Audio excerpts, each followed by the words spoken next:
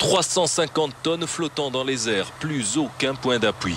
Une opération qui défie les lois de la physique. La charpente métallique du country hall est déplacée d'une seule pièce. Elle sera réutilisée pour couvrir la nouvelle salle. En attendant, elle reposera sur ses colonnes de béton. Refaire une nouvelle toiture, une nouvelle charpente identique à celle-ci aurait coûté plus cher que de conserver la toiture existante.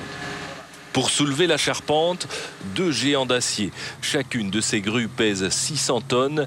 Il faut 35 camions pour amener les pièces détachées. Elles sont ensuite montées sur place, puis lestées d'un contrepoids. Ici, 600 tonnes. Une opération qui ne s'improvise pas. Et pourtant, hier, une première tentative de levage a échoué.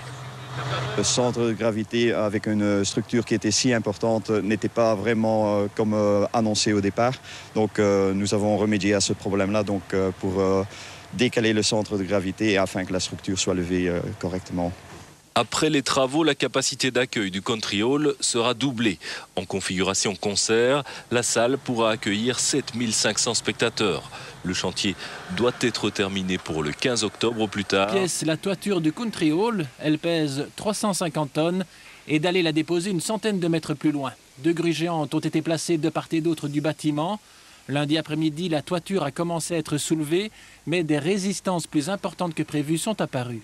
C'est un peu plus compliqué ou ça prend peut-être un petit peu plus de temps que prévu, mais c'est, je crois, pas un problème de calcul. Il y a des cloisons qui restent accrochées et on emporte du matériel qui doit être décroché avant de soulever la toiture. Ça n'avait pas été fait, il faut le faire maintenant.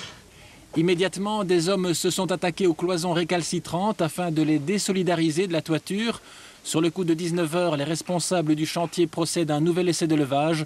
Mais cette fois, c'est un problème d'équilibre de l'ensemble de la structure qui s'est posé. Ce ne sont pas finalement les cloisons, c'est un autre problème qui se pose à vous. Oui, c'est un problème de déséquilibre dû aux coins qui sont découpés. On va essayer de les rééquilibrer avec du lessage. Et on va faire ça pendant la nuit et continuer demain matin. Vers 20 h, les différents responsables du chantier conviennent d'en rester là. La toiture est partiellement déposée pour éviter tout risque de mouvement pendant la nuit. Ce mardi, la toiture a été complètement reposée avant un nouvel essai de déplacement. L'équilibre de la charpente devait être retrouvé en intervenant sur la longueur des câbles de portage. Vous avez bon espoir d'y arriver pour ce soir? Nous sommes ici à 15 h plus ou moins. Les grues sont presque prêtes à remettre les nouvelles élingues. Donc on se trouve dans la situation d'hier à 15 h où le planning faisait qu'on aurait eu terminé pour la fin de journée.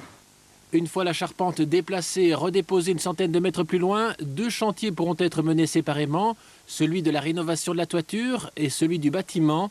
Le temps presse, le nouveau complexe sportif devrait être opérationnel le mois d'octobre prochain pour accueillir la Coupe du monde de tennis de table.